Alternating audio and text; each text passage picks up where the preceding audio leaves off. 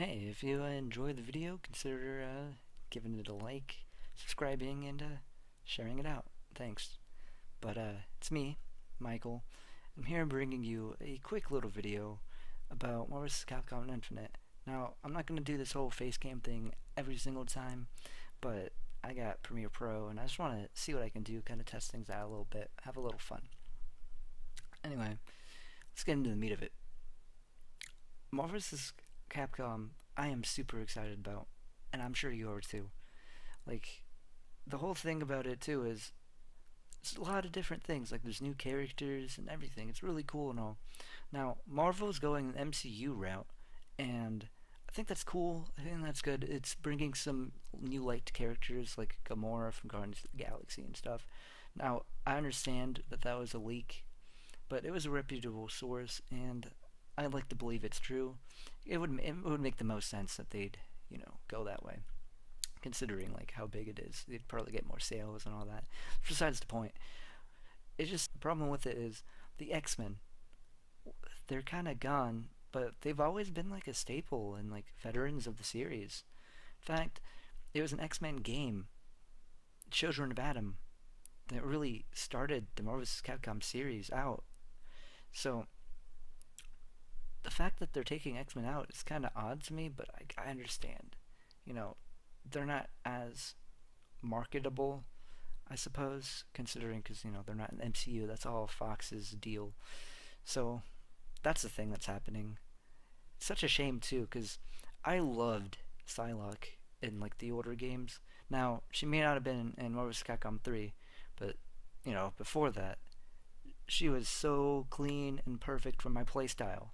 You know, it's just a shame. Like, I would say DLC, but I really doubt it, and that's kind of sad to me. But things happen for a reason, I suppose. Now, Capcom, Capcom side, they got Mega Man X now. Back in the day, it was just regular old Mega Man. So this is gonna be interesting because obviously Mega Man X and Mega Man are different games, meaning the playstyle is going to be different and everything. I think that's awesome. That's great. That's cool. The other thing I'm wondering is too alternate skins. Obviously, that's the thing.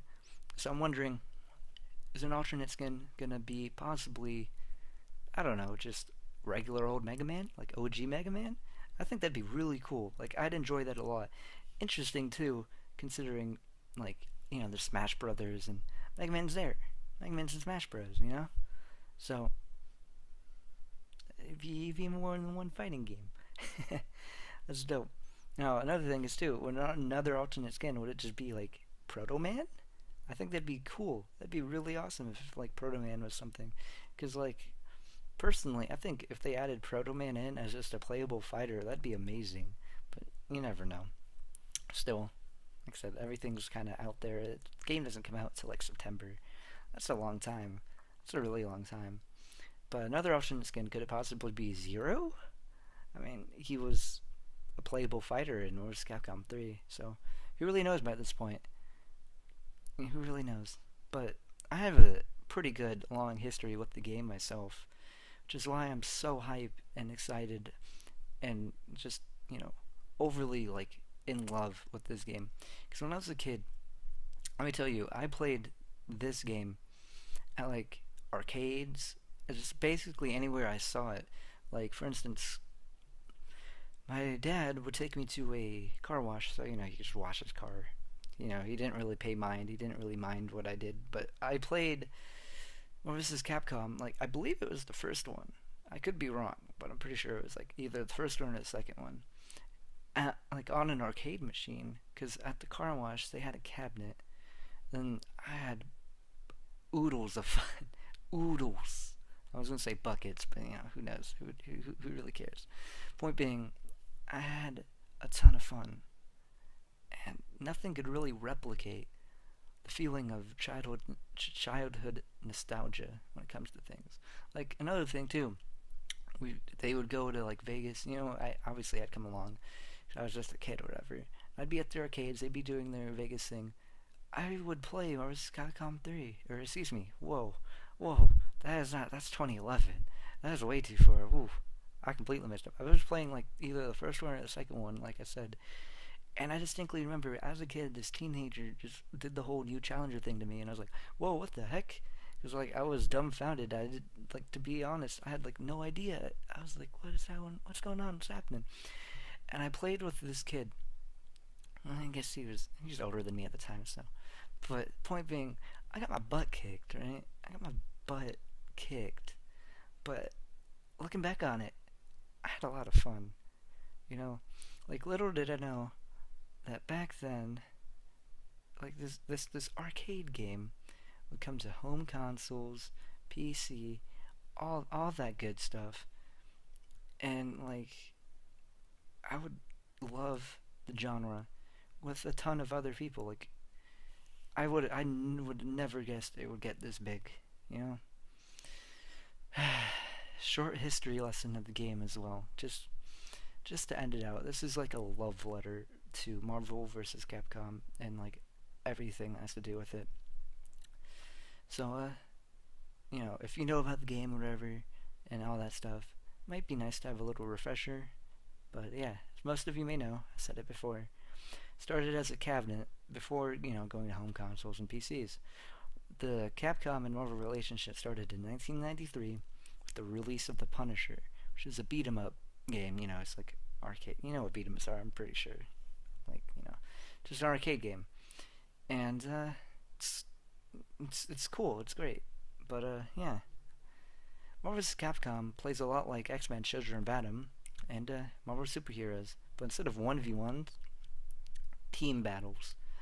That was probably like the best decision and most innovative thing they could have thought of. And the only reason why I believe that whole thing happened was because when they were making a Street Fighter game, don't really necessarily know the name. I'm sorry. I could probably look that up, but if I'm right, if I'm kind of right, I'm pretty sure it's like Alpha Warriors. They had a mode where, I guess, Easter egg, where you could play as Ken and Ryu together to fight M. Bison, and that was the Easter egg. But from that, they came up with the idea of doing tag teams and stuff. And a lot of the fighting can be done in the air and air combos. And that's why I love it so much, because it's super energetic. These games have been, These games have been X-Men vs. Street Fighter, released in 1996, Marvel vs. Street Fighter, Marvel Superheroes vs.